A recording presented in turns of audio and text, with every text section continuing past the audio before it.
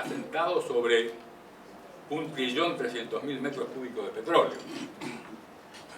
Y eso, por un lado, es un objeto de deseo tremendo para el imperialismo.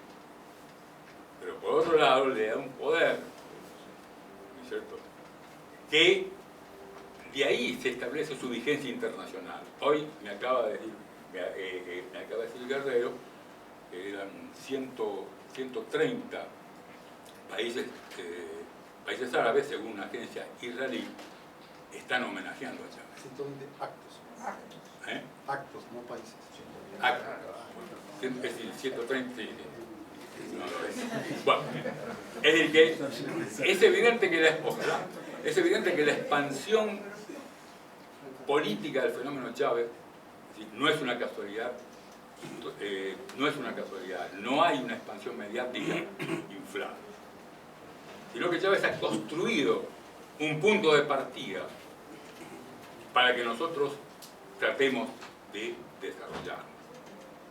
Es decir, el punto de partida que construyó Chávez, fundamentalmente, puede diluirse históricamente, aunque yo creo que no. Es decir, yo creo que la última victoria electoral, piensen ustedes que son el 75% de las comunas donde ganó el PSV, ¿cierto?, son un indicador fundamental de que es evidente que hay muchos sectores de la sociedad venezolana, de la clase pobre, de la clase sometida, es decir, que ha entendido fundamentalmente, digamos, lo que Chávez intentó construir políticamente. Bueno, estas son algunas ideas que yo quería plantear, que obviamente van a traer discusión. Gracias.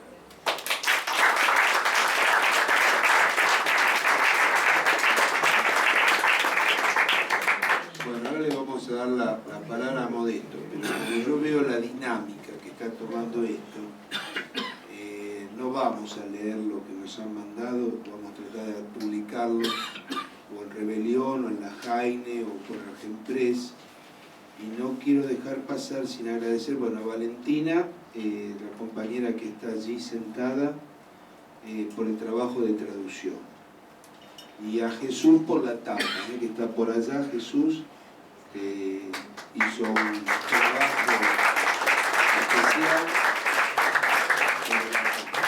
Bueno, ahora sí, Modesto Guerrero.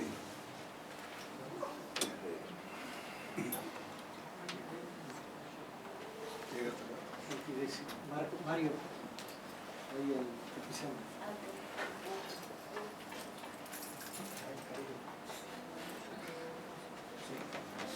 No me cuarte la palabra, camarada. Y menos por los pies.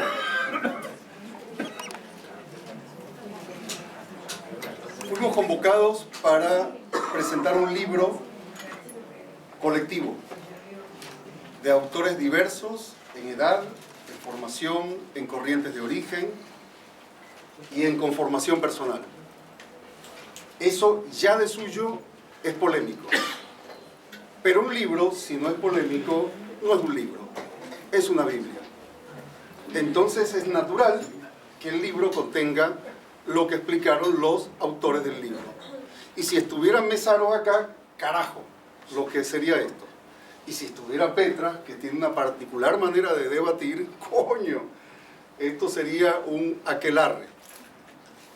Pero mucha agua ha corrido bajo los puentes de la izquierda latinoamericana y mundial y de la cultura o las culturas de nuestras corrientes culturales de izquierda, marxistas o no, para que hoy no sea necesario decirnos sectario por lo que dijiste, contrarrevolucionario, oportunista o diletante, o cualquier barrabasada peor de las que usábamos como flores en los 70, los 80, y que antes también se usaban peores.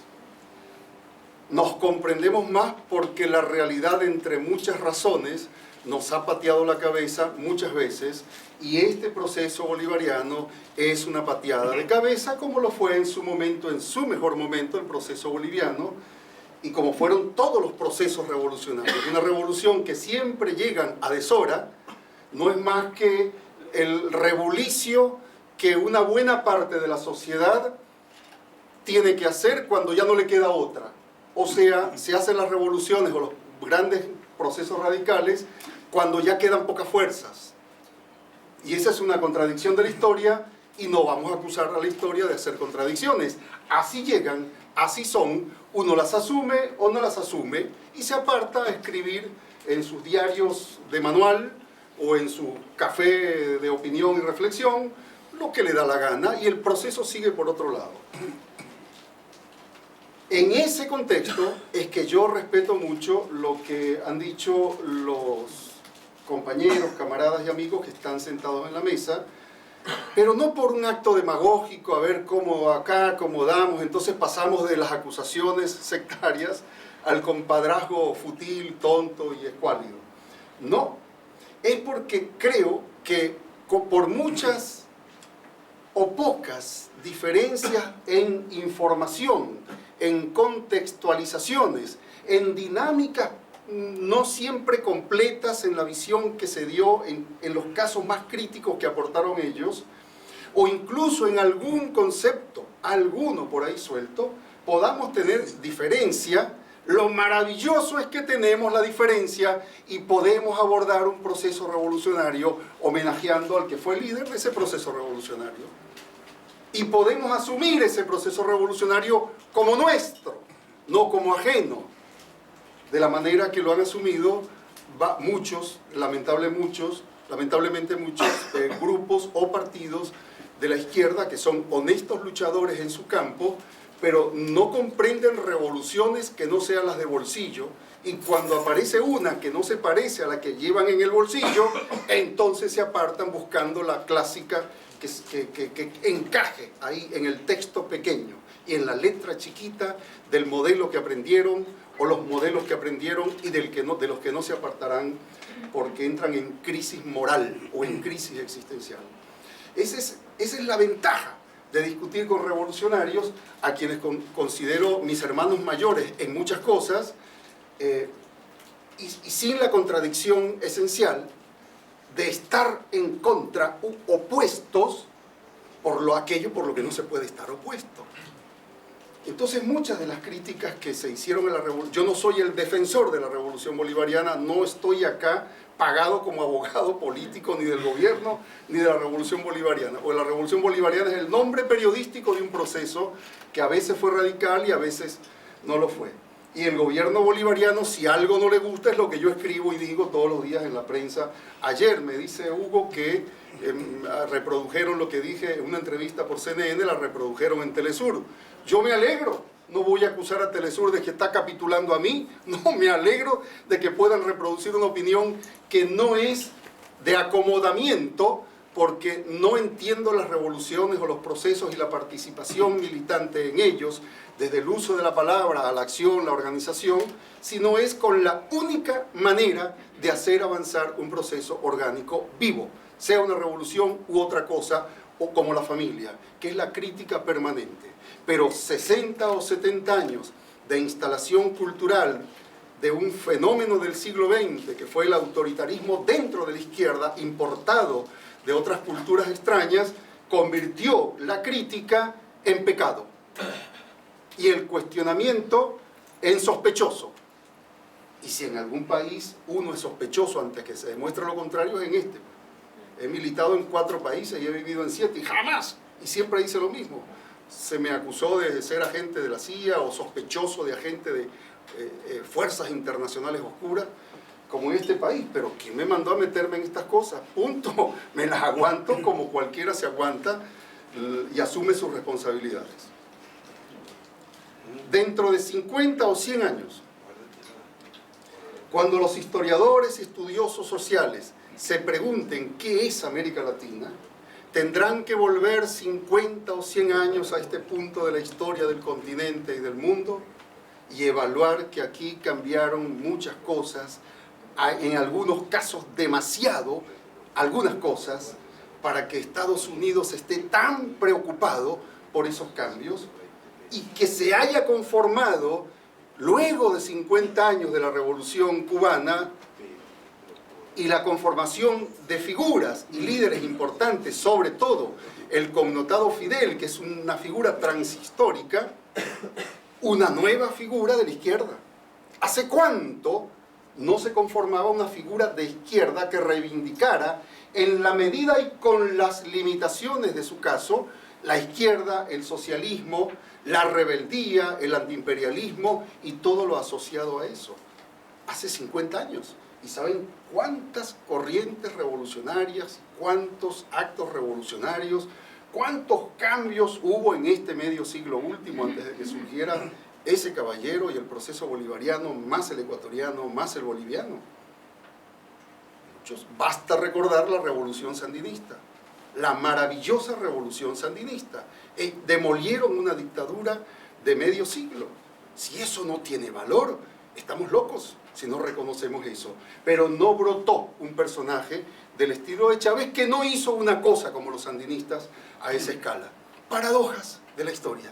A veces no resulta y a veces resulta en el personaje elegido por la historia, tomado por las manos para que represente ese corto trozo del proceso de transformación o de radicalización que en el Venezuela comienza, como bien recordaba Almeida, en el 89 con el Caracazo, y tiene un punto álgido extraño en el golpe de Estado con expresión y proyección popular en el 92, y luego se asume como institución gubernamental y se desata por contrarrevolución y su derrota en el 2002, un proceso maravilloso, versátil, múltiple, dinámico como tantos en la historia pasada, pero original como pocos en lo que aportó para la historia. Por ejemplo, pocos saben que en Venezuela, o se sabe pero no se ha abrevado o sistematizado suficientemente,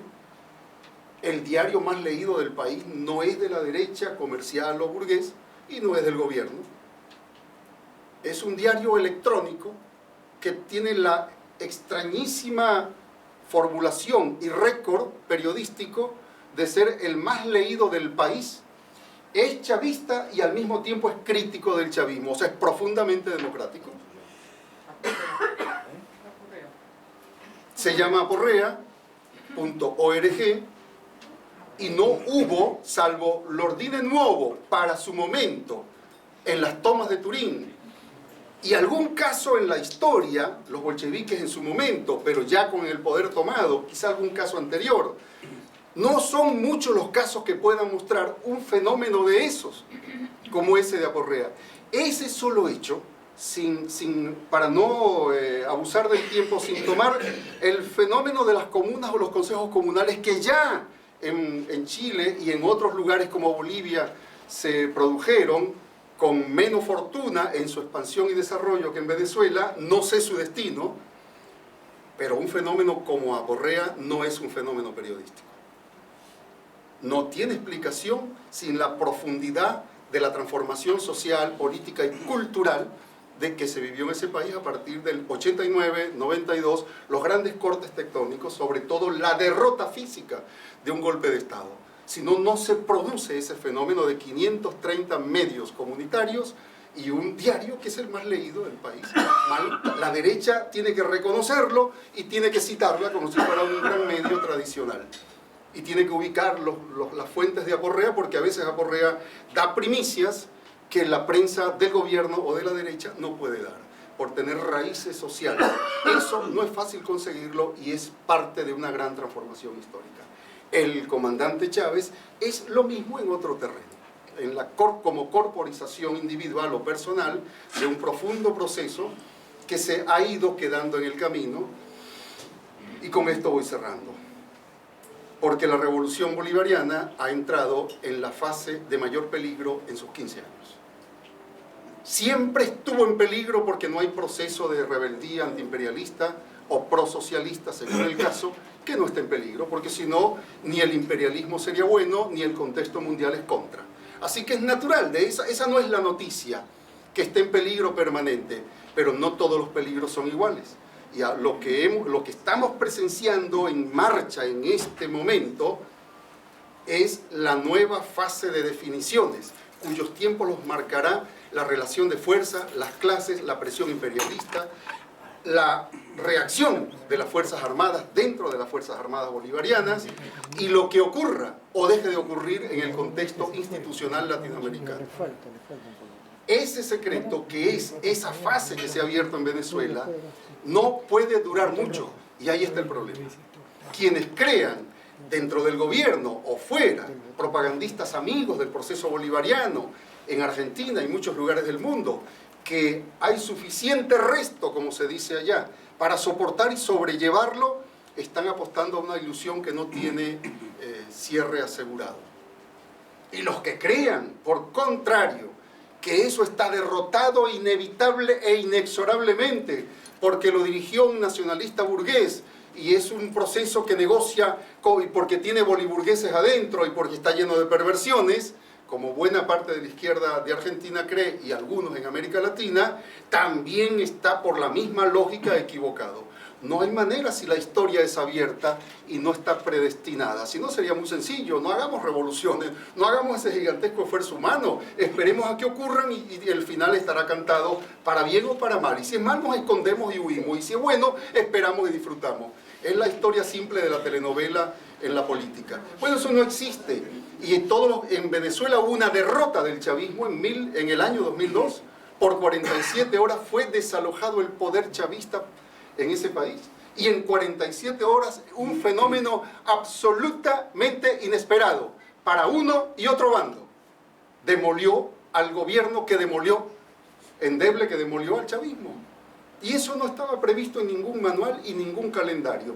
En este momento, la asonada, la aventura o la rebelión de derecha, combinación de palabras un poco fea, un poco antiestética, porque rebelión lo asociamos siempre a la rebeldía, antiopresores, pero bueno, es una rebelión de derecha la que ha hecho el Voluntad Popular y Leopoldo López. Falló porque sus intelectuales orientadores, algunos con